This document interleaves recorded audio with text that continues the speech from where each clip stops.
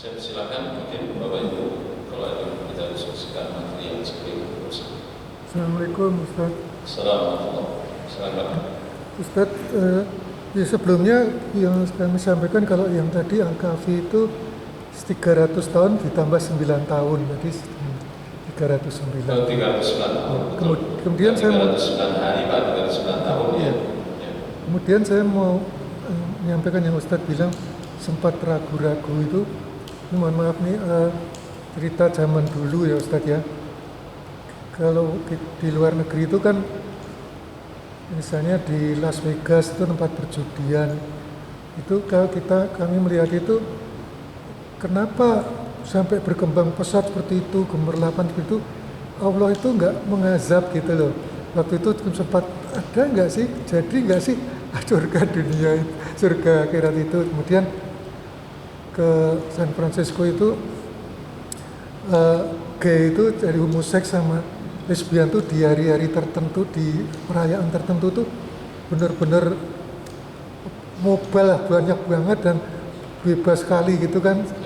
Itu jadi kita mikir kenapa enggak ada azab gitu sedangkan itu yang itu saya juga pengen menjelaskan kalau mungkin ada keluarga saya, anak saya nanti menjadi ragu karena melihat itu tuh bagaimana menjelaskannya. Jadi Bapak Ibu rahmatullah, itu bedanya antara umat Nabi Muhammad dengan umat terdahulu.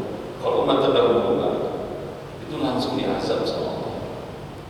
Kalau umat Nabi Muhammad itu tidak, Allah tidak langsung mengazab. Bahkan Nabi SAW sebutkan, kalau masih ada orang yang bangun malam, masih ada orang-orang tua yang sholat malam, gitu. Masih banyak orang-orang saleh di tengah-tengah kita.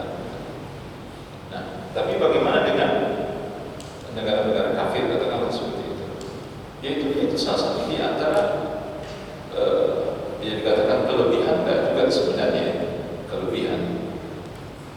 Justru kekurangan juga kalau dibandingkan dengan orang-orang terdahulu, karena orang terdahulu itu mereka kalau bersalah langsung dihukum oleh Allah. Kalau umat Nabi Muhammad ini lebih banyak istidraj.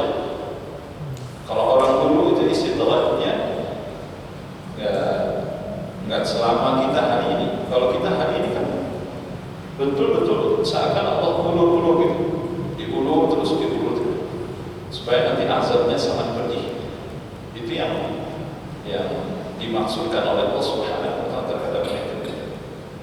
Bukan berarti mereka tidak diberi hukuman. Jadi hukumannya di dunia ini tidak semuanya diberikan oleh Allah. Maka Nabi SAW mengingatkan kita, kalau kita masih dihukum oleh Allah dengan hukuman dunia, itu kita patut bersyukur. Ya, apalagi kalau hukuman itu tidak sampai membuat kita mati gitu saja. Tapi kalau kita tidak dihukum di dunia ini, berarti itu hukumannya berat sekali nanti di akhirat. Itu nggak main-main, sangat berat nanti hukumannya di akhirat. Nah, jadi cukuplah bagi kita sebenarnya untuk membuat diri kita menjadi yakin kita baca Al-Quran dan hadis Nabi sendiri. Karena kalau kita sudah yakin bahwa apa yang ada dalam Al-Quran itu satu kebenaran, maka itu seharusnya membuat hati kita ini sudah jadi yakin. Karena apa yang Allah ceritakan pada umat-umat terdahulu itu benar adanya, tentang azab yang Allah berikan kepada mereka. Kaum Nabi Nuh, Nabi Lut, kaum Nabi Saleh, kaum Samud, kaum Ad, ya, Nabi Hud, gitu. Dan umat Nabi Musa dan umat lain dibinasakan oleh Allah Subhanahu wa Ta'ala. Meski kita tidak bisa membuktikan, kecuali nanti kalau ada para ahli atau peneliti yang membuktikan. Ya, seperti kapal Nabi Nuh, seperti Ashabul Kahfi, itu kan bisa dibuktikan secara ini Pak, arkeolog ya. Para arkeolog itu sudah membuktikan benar-benar ada, itu maksudnya.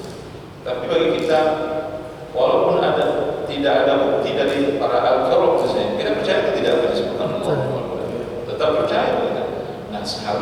seharusnya kita tidak boleh lagi yang ragu sedikit pun dalam hati kita. Ya. Bagaimana ini dengan orang-orang kafir? Ya, katakanlah seperti negara Zionis Yahudi, laknatullah alaih, yang ada di Israel hari ini misalnya. Ya, kenapa Allah tidak menghukum mereka? Kenapa lama sekali Allah menghukum mereka? Kenapa Allah tidak menghabisi mereka? Ya, itu semua di dalam rencana Allah dan rahasia Allah. Kita tidak bisa ini. Dan bukan berarti bahwa azab itu tidak ada, pasti. Dan saya meyakini dalam hati saya, di antara manusia yang paling keras siksaannya oleh Allah nanti di akhirat. Ini Yahudi laknatullah yang ada di Israel hari ini. Ya, walaupun mungkin sekarang sudah dapat sedikit ini kan. Jadi Allah menggunakan tangan anaknya sendiri untuk menyakiti mereka. Tangan saudaranya menyakitinya. Jadi Allah menggunakan tangan musuh untuk menghancurkan musuh. Nah, inilah apa yang terjadi hari ini. Wa billahi subhanahu wa ta'ala. Wallahu a'lam bishawab. Ya, semoga dengan membaca Al-Quran, membaca hadis Nabi sallallahu alaihi wasallam, walaupun mungkin kita tidak bisa menyaksikan secara langsung bahwa hukuman itu benar-benar ada dari Allah Subhanahu wa ta'ala, azab itu benar-benar ada dari Allah Subhanahu wa ta'ala. Wallahu a'lam bishawab. Ya, ini pelajaran kita malam ini, insyaallah pada pertemuan yang datang kita lanjutkan qismul rabi' wal qismul khamis insyaallah. Ini kekufuran yang keempat dan kelima. Insyaallah apa yang kita sampaikan itu bermanfaat insyaallah dan menambah kuat keyakinan kita kepada Allah Subhanahu wa ta'ala, kepada ajaran Islam ini, utamanya adalah kepada akhirat. Sallallahu ala nabiyyina Muhammad wa ala alihi wa sahbihi wasallam tasliman katsira. Subhanakallahumma wa bihamdika asyhadu an la ilaha illa anta astaghfiruka wa atubu ilaik. Assalamu